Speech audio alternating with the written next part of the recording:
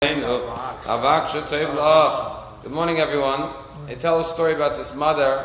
She tells her daughter, when I die, I don't want you to bury me. I want you to cremate me and spread my ashes all over Bloomingdale's. And the daughter said, why do you want me to spread your ashes all over Bloomingdale's?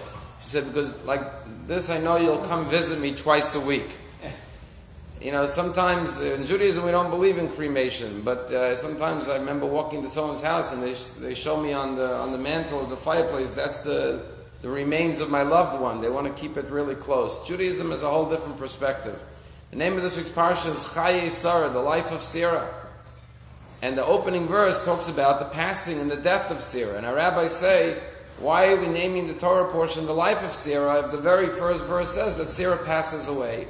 And the Talmud answers this question by saying that so long as Sarah's descendants, her children, her offspring are alive and living her values, her ideals, her beliefs, she lives on with them. And that's why in the opening parsha, verse story of the parsha, Abraham buys him a cave called a cave of Machpelah as an eternal resting place for his wife.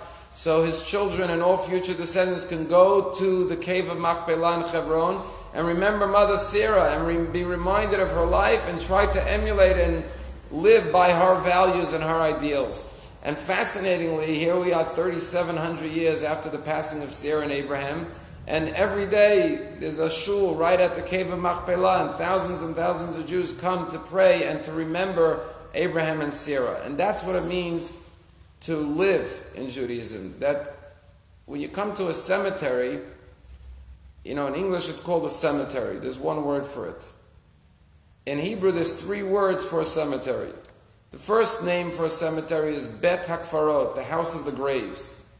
Literally you come in, here's where the graves are, the deceased people are resting here. But then there's a deeper name to a cemetery in Hebrew. It's often called Bet Olam, the house of eternity. Because there's the body that's in the grave, but the soul is living on for eternity.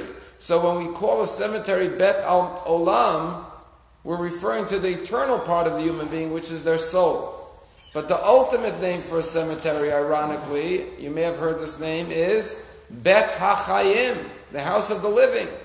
The question is, why are you calling a cemetery the house of the living? And the answer is, because the ultimate goal of Judaism is that they should never die. They should live on through those who knew them, who loved them, who remember them, their children, their grandchildren, those who carry on their lives. This Shabbos, there's a movement to bring every Jew should come to Shul this Shabbos, even Jews who don't go all year round. Why? Because those 11 Jews won't be in Shul this Shabbos who were murdered in Pittsburgh. Their seats will be empty in their shuls. So you know what the best Jewish response is? Let thousands and thousands of seats in shuls around the world be filled in their memory. Because then they live on through all those people who would not have been in shul the Shabbos, and now they come to shul, they carry on their lives. That's the perfect embodiment of continuity, of living our lives that are inspired by the memory of those who came before us, and then they actually live on through each and every one of us. And that is the message of this week's parsha, Chayei Sara. As long as Sarah's children are lighting Shabbos candles and making challah for Shabbos and raising Jewish children and teaching Torah and showing kindness to one another, Sarah lives on through each and every one of us. Just conclude that today is Halloween.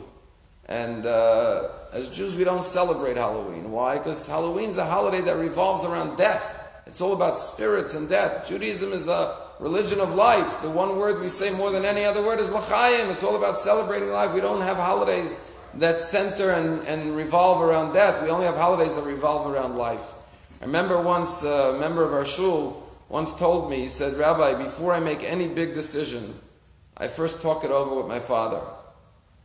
And I said to him, 1 second, didn't your father pass away? I remember I officiated at your father's funeral. He says, I know, he says, but I was so close to my father during his lifetime that I could sit down and have a conversation with him about anything. And I could still hear him talking to me and giving me advice. That's what it means to live on. What it means is that we remember those people and we remember what they stood for and what they lived for, and we make sure that we embody those virtuous traits and we emulate them and we perpetuate them through our actions. and then they literally live on, not just in the spiritual, eternal world, but here on this physical world on earth.